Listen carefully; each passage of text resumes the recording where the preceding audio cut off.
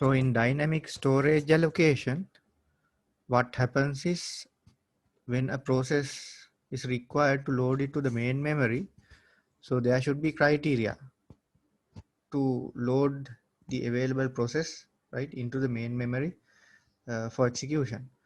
So there are three different types that we can consider in dynamic storage allocation, that is first fit, best fit and the worst fit.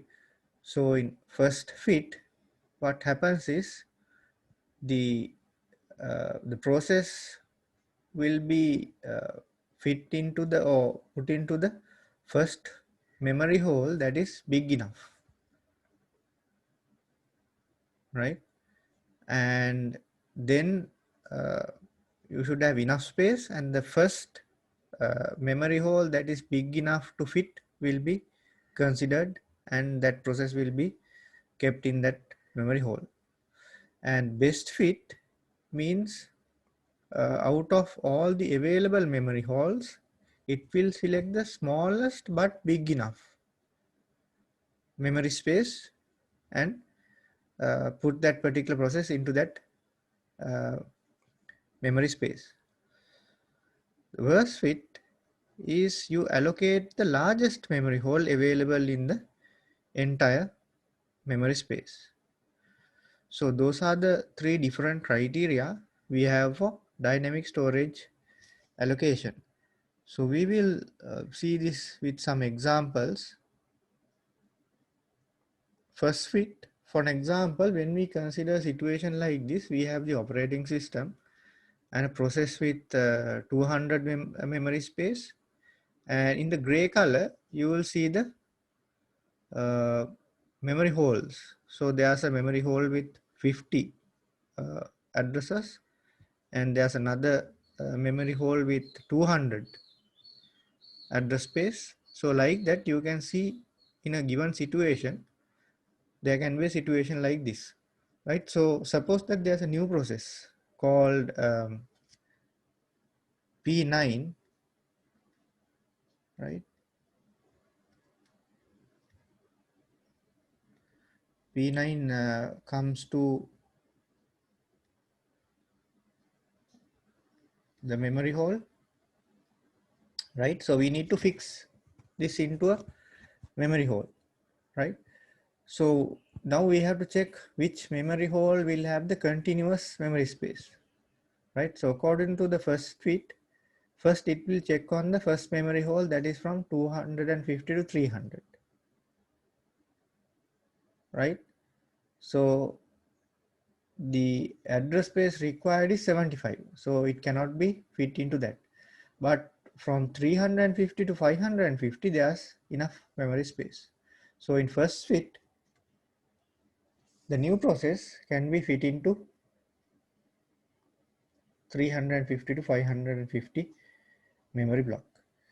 So then there will be another space available, but this particular process can be fitted into this particular available memory space. So that is first fit.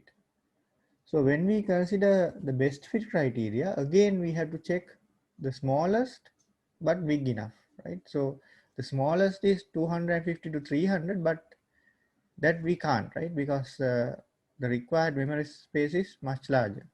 Then we can go for 350 to 550 again. So it has enough space. So in best fit also we can consider that memory space, right?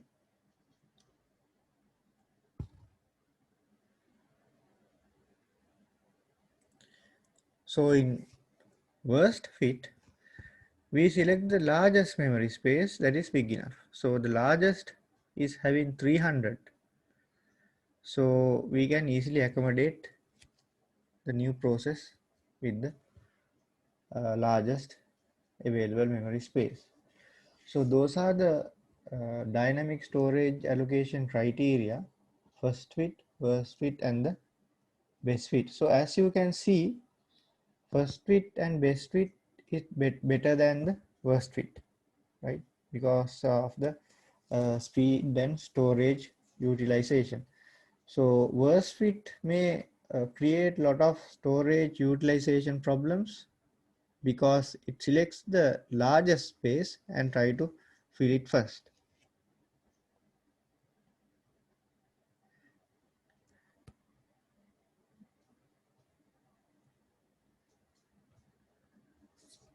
Right, and then there are some problems in this contiguous memory allocation, that is external fragmentation and internal fragmentation. So external fragmentation, so that means we have enough space as a total, but it is not contiguous. So that means we can store a particular uh, process in different locations. Then what happens is, when it comes to performance of loading the memory and execution, it will take some time because you need to search in the main memory because it is not contiguous. So that is for the external fragmentation. Internal fragmentation means when we allocate memory space for a process, so that will request something more than what is actually required. Therefore, each process will have certain portion of the allocation which is not being used. Although it is a small allocation, but still there's a considerable amount of memory space that is being wasted internally inside the allocated memory space. So we call it as internal fragmentation. So as a solution for the external fragmentation, we can do compaction. So compaction means we shuffle the available memory space to create a free continuous memory space to store the upcoming processes. So compaction can be done when the processors are relocated. So we can consider all the free memory space to compact into one continuous free memory slot. So then the problem can be solved. So when we consider an example like this, you can see external fragmentation. So in a situation like this, we have the operating system, some processors, and suppose that there's a new process, quite a large process that requires large memory space like 350. So you can see when you consider the available memory, free memory slots or memory holes in the main memory, so none of these can facilitate as a single slot, but as a total, there are enough space. So that is what we call as external fragmentation. We have space, but still it is not continuous. So in that case, if process 9 is to be saved in this given situation, then it has to be stored in two different locations. Then the problem is the performance. Then where to start and where to load the process is not continuously stored in the main memory. So this is called as external fragmentation. So internal fragmentation, in a diagram we can illustrate it like this. So the allocated memory is slightly larger than the requested memory. So we allocate certain a memory space, assuming that it requires uh, some more space, right, for a process. For an example, we allocate 200 address space for process 1, but actually it will fill up to 240.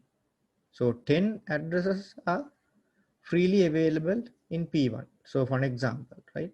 So that means certain amount of memory will be freely available inside the allocation of process 1. So like that, for process 2 also can be like that. So when we have certain space that is not being used, we call it as internal fragmentation. So that is inside the process, there can be memory space which are not being used.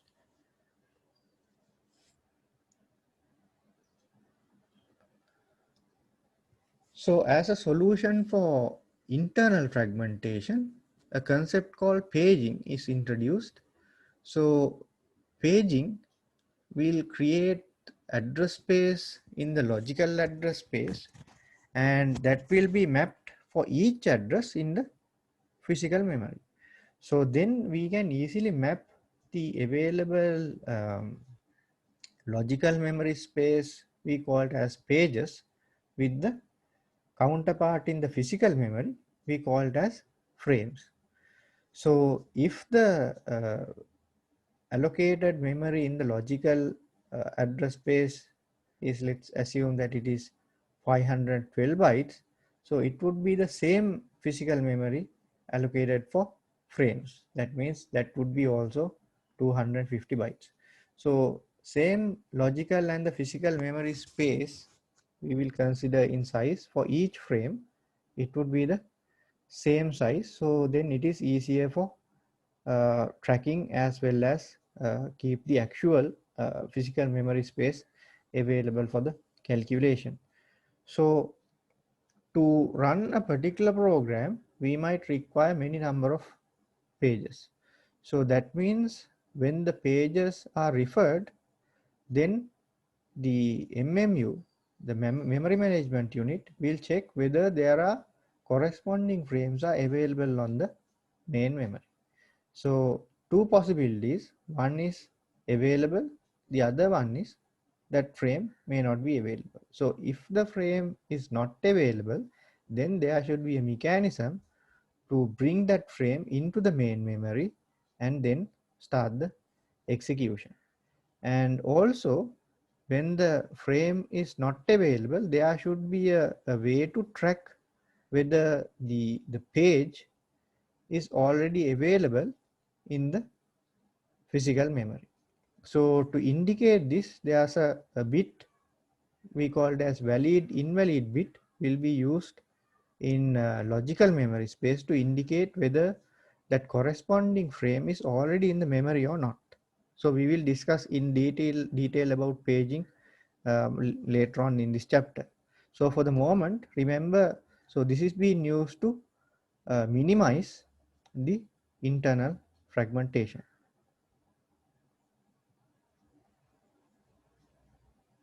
So this is how the paging model is implemented inside the operating system. We have the logical memory and also the physical memory. So in the logical memory, we will have the page by the page number, and on the physical memory, we will be having the frames. So each page should be loaded and should be available in the physical memory if that page is to be executed. Otherwise, the actual instructions will not be available on the physical memory. So also this logical memory should be properly mapped into the physical memory as well. So to do that, we have a separate in-between table called as the page table. So using the page table, you can see how the pages are mapped to the corresponding frames. Now for an example, page 0 is having the 0th index in the allocation, in the logical memory allocation. So that is indicated as 0. So in the physical memory, the frame number for page 0 is 1. So you can see on the page frame table, it is properly mapped. So that means to find page 0, we will searching on the frame index 1 and then start execution. Page 1 is stored at 4th index in the memory. So that means we can select the 4th index, we can access the relevant actual instructions for that particular page. So like that for page 3, it is available in the 3rd frame, 3rd index of the frame. So we can load page 2. Page 3 is available in the 7th index of the frame. So that means 7th frame. So we can get this set of values. So in this example, you can see all the available logical memory is properly mapped to the physical memory. That means all the pages are already available in the physical memory. So sometimes there can be a case where that particular page may not be available as well.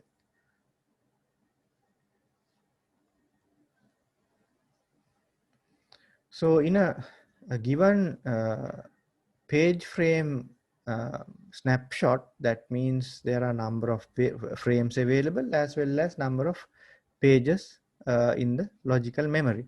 So when we consider the available instructions, so the logical memory can be uh, indexed like this, from 0 to 3, 4 to 7, 8 to 11, so like that.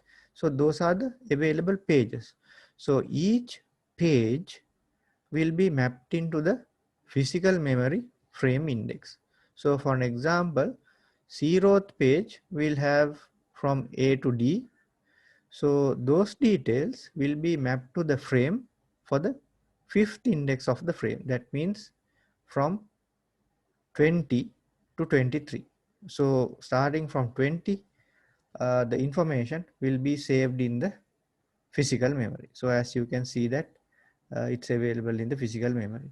So also page 1 details, that is EFGH, will be available in the 6th index of the frames. So that means 6th index is starting from 24 to 27.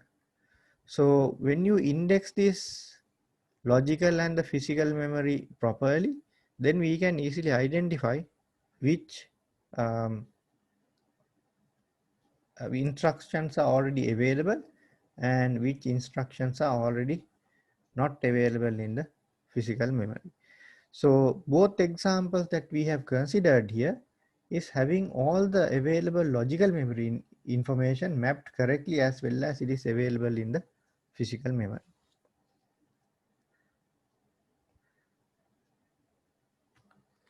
So here we have free frames. As you can see, the free frame list is starting from 14, 13, 18, 20 and 15. So now we have to load 4 pages that is having for a new process. So the free frames are available here in gray color. So when we load P0, P1, P2, P3, it will be considered in this order because each page will be mapped into the corresponding frame in the physical memory. So page 0 will be loaded into the 14th frame. So that means we have an entry for the 0th page as the 14th frame space. So you can see when we include these pages one by one, the new page table will be also updated. So page 1 will go to 13. So that is updated, as well as the physical memory, it will get loaded into the physical memory. Page 2, we can see the number is 18. So page 2 will be having on 18th and we update the page frame table. Page 3 will be mapped into 20. So the 20th index, we load the details and update the page frame table. So that is how when there are certain information which are not available in the main memory will be loaded to the main memory.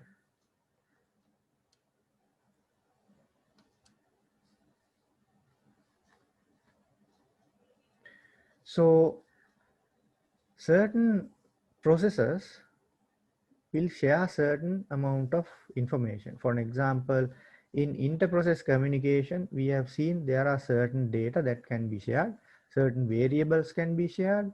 So in that case, if there are multiple processors with shared code, the shared code will be available in the logical address space for all the processors. That means the logical address space for the shared code for all the other processors will be the same. And also some processors will keep certain shared code as well as certain private code and data. So most of the time you can use the same code but not the data. So data can be from different processors. Therefore, most of the time data will be private. So if we want to keep the data private, then all the processors will save their data in different address space. So we can illustrate that scenario in an example like this, where we have three processors, P1, P2 and P3, and we have the shared code, the data ED1, ED2 and ED3. So all are having the same shared code. Now for an example, when we consider an application like MS Word or even MS PowerPoint, we can open three different presentations. So the underneath code for the operations and the tasks are the same, but the three presentations can have different data, different format. So those will be available in data, and all the necessary instructions of execution as processors will be the same. So in that case, the memory management will not waste the memory by saving separate processors and their code separately. So when a situation comes like this, what happens is each of these code will be mapped into one physical memory.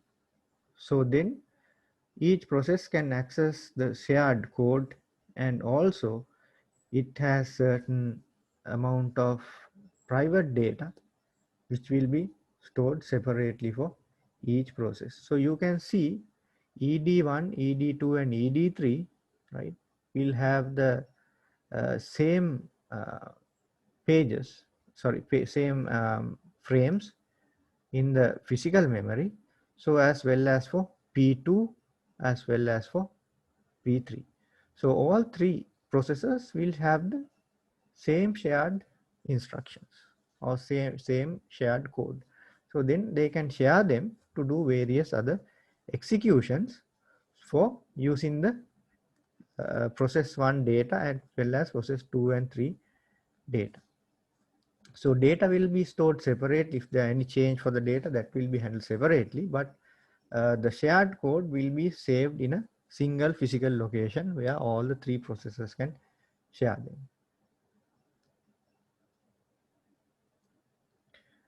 Right, then virtual memory, when we talk about the virtual memory, right, so we separate the physical memory, right, we will have a separate virtual memory storage. So whenever we need certain parts of the program that requires at the moment or for the future execution, that will be brought back into the main memory from the virtual memory. So in the logical memory, we should have a way to track whether a particular process and its instructions are already available in the main memory. If not, we have to bring them before execution. So using this, we can have more applications running on an operating system, because we have main memory as well as virtual memory. Normally virtual memory is also much larger than what we have as the main memory, where we can store all the necessary processes for a particular set of applications in the virtual memory. So whenever it requires, it will directly load the necessary instructions from the main memory, which will reduce the time and improve the efficiency. So in the virtual memory, right, so this is how it works. So we have the logical memory, and then we have the memory mapping and the physical memory, and then we have the virtual memory, where we will load the necessary details whenever it requires from the virtual memory to the physical memory. So other than that, if the particular required page is not properly mapped, that means there can be a address error as well. So if there's an error on the edge, that will be also considered, and if there's an error, then the CPU will stop the execution of that particular process.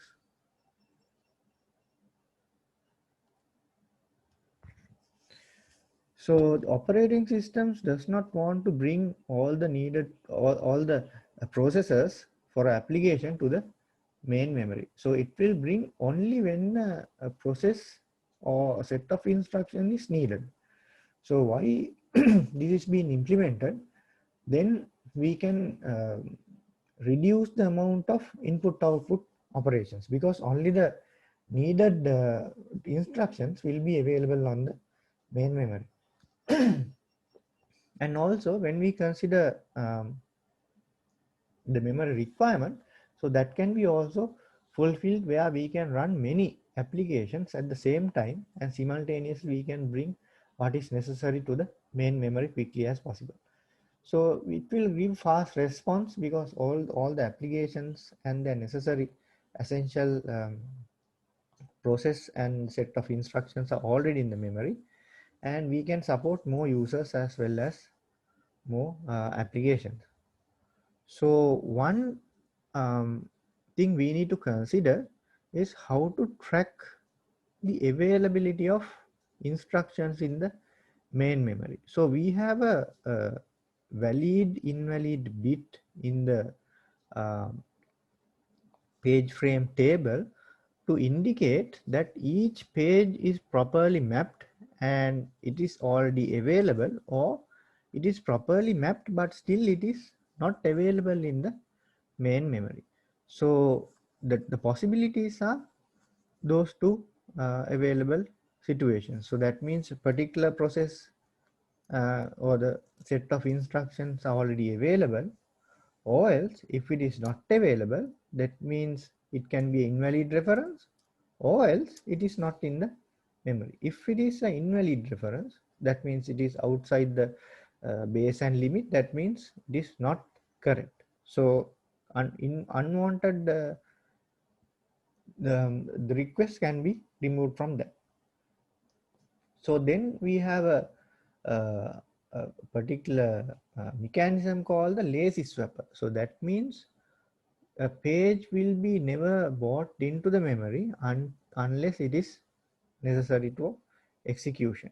Other than that, the available space will be kept for the available pages.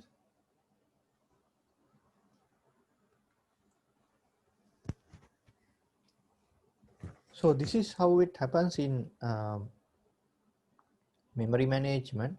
So if a program is not required at this particular time, we can take it out and store it in the virtual memory. If a particular set of instructions are required immediately, we have to bring it back to the main memory.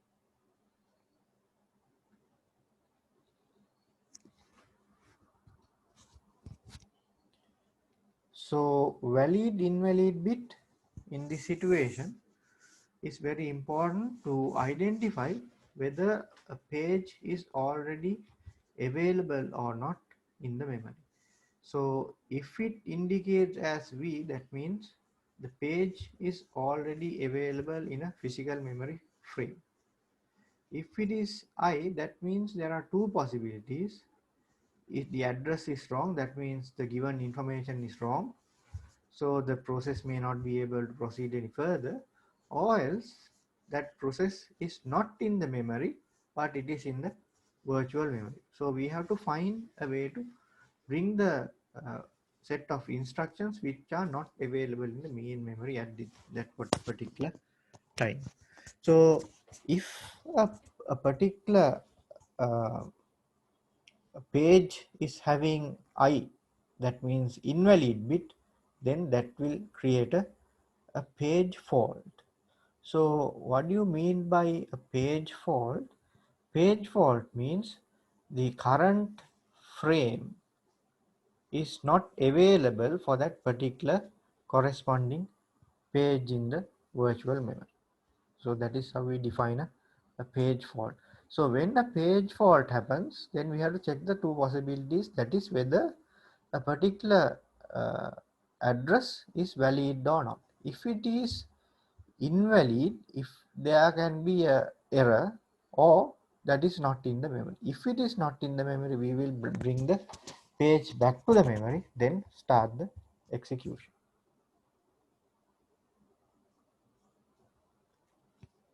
So here you can clearly see what I meant in the previous slide.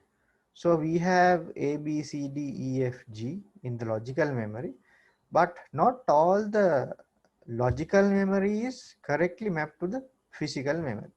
So there are only three uh, available um, addresses are filled, that is for A, C and F.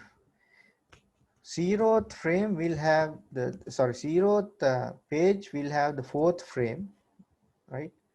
And this the second address will be mapped into the sixth frame in the memory space. Fifth logical address will be mapped into the ninth physical address. So that is how it is mapped throughout. So you can see, so when we consider certain pages, for example, frame 1, that is B is not available. So it is indicated by I. B is not available in the memory. So those are the two possibilities. If we have I invalid, means a wrong reference, or it is not in the memory. So in this case, everything is in the physical memory or either in the virtual memory. So if there's a page fault, that means if a particular page table will have I in a given row, that means either the address is wrong or it is not in the memory.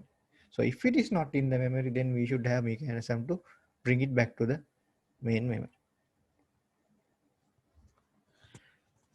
So a page fault occurs, there's a reference from the frame, but the page will having invalid bit. So if it is invalid, then we have to check whether the reference is invalid. If the reference is invalid, we abort the execution. If not, the other possibility is it is not in the memory. If it is not in the memory, then what we do is we say we search for a particular frame that is empty, and then swap the page into the frame, reset the page frame tables bit value into V, because now the page is brought into the memory, and then the CPU can start the execution of that particular process that is brought into the memory.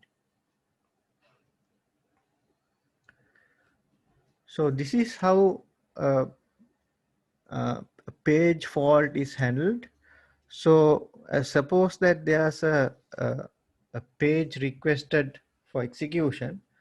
So the operating system will call upon a trap, that means a software interruption, to check whether there's an available memory uh, with the corresponding data. If not, then what happens is then it has to check for the particular instruction in the virtual memory, and then the available information will be brought up to the main memory. And when the data is now available, then the invalid bit should be changed into valid bit. That means I should be changed into V, and then the execution can be started.